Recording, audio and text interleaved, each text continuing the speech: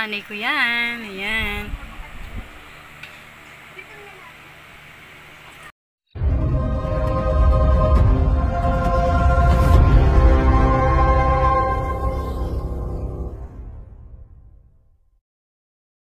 Hello mga B! Blessed day and welcome to my YouTube channel! Nagtataka siguro kayo, no? Nako, sinadya ko po mag-voice over na lang kasi nung nag-video po pala ako niyan, hindi ko napansin ang lakas ng background sounds. Mahirap na po, kaya okay na lang po na i-voice over po tayo. Kesa masayang ating video. Ayan, bagong gising po ko dyan. Grabe, tanghali na po pala, hindi man lang ako ginising ng aking asawa.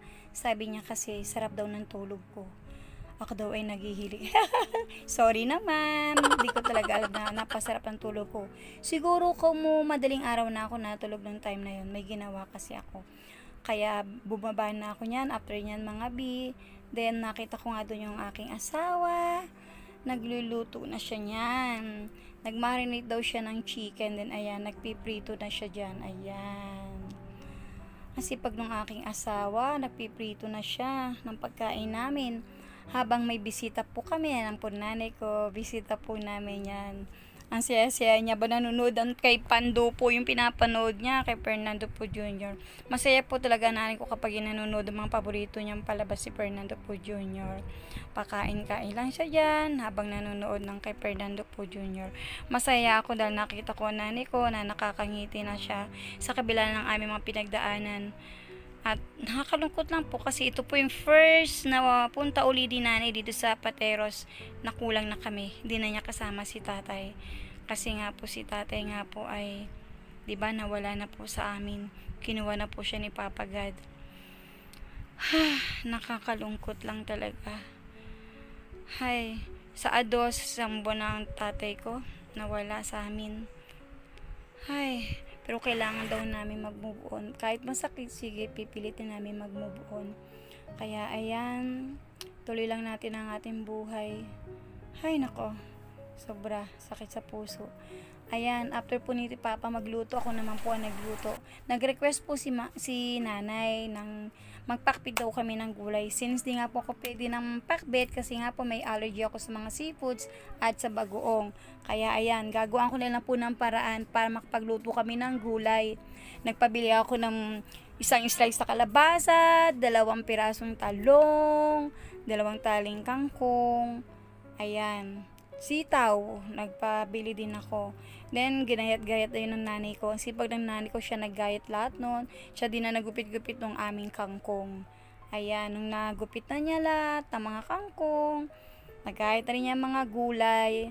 Ako naman yung magigisa. Then, ako naman ang magluluto.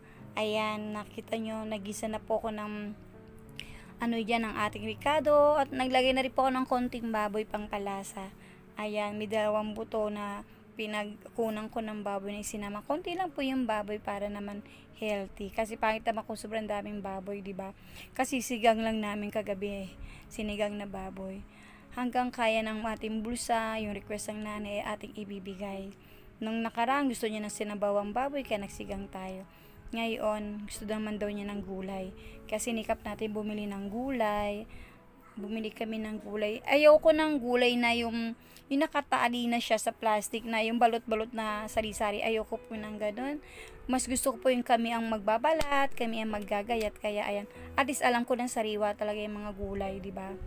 Mas masarap kasi ang ginisang gulay kapag sariwa manamis-namis.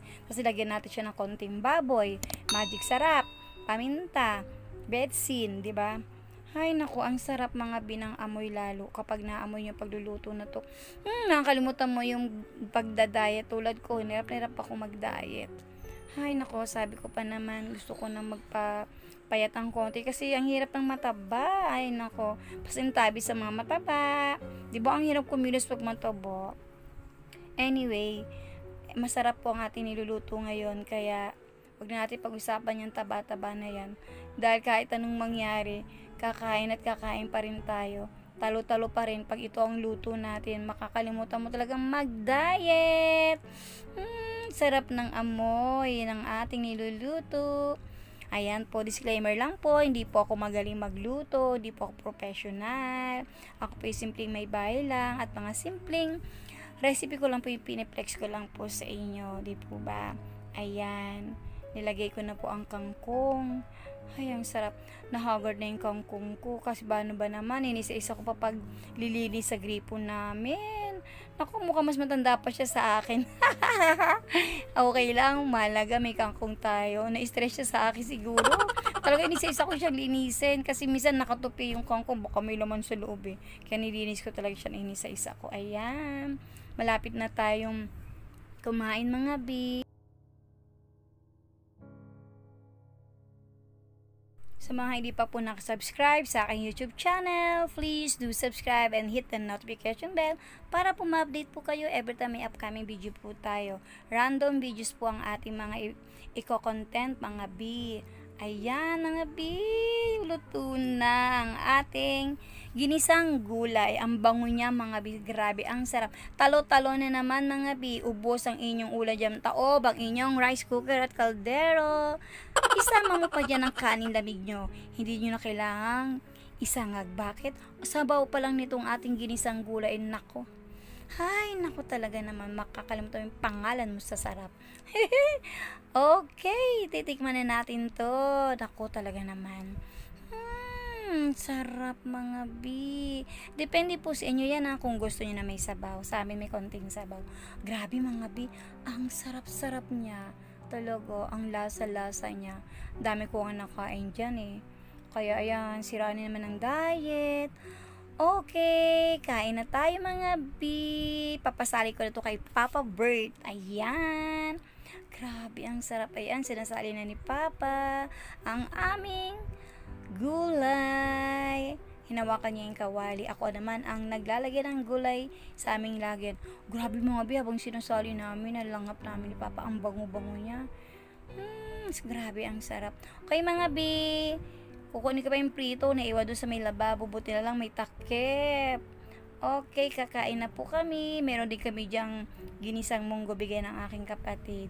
Kaya may ulam kami marami. May sinigang pa kaming baboy na natira, kaya marami kaming ulam. Ayan ang nanay ko. Love you, Nay. Ayan. Nalulungkot daw siya kasi wala si tatay. Ganun talaga. Pero anyway, okay na yun. Okay, bye for now mga bi. God bless you all and keep safe.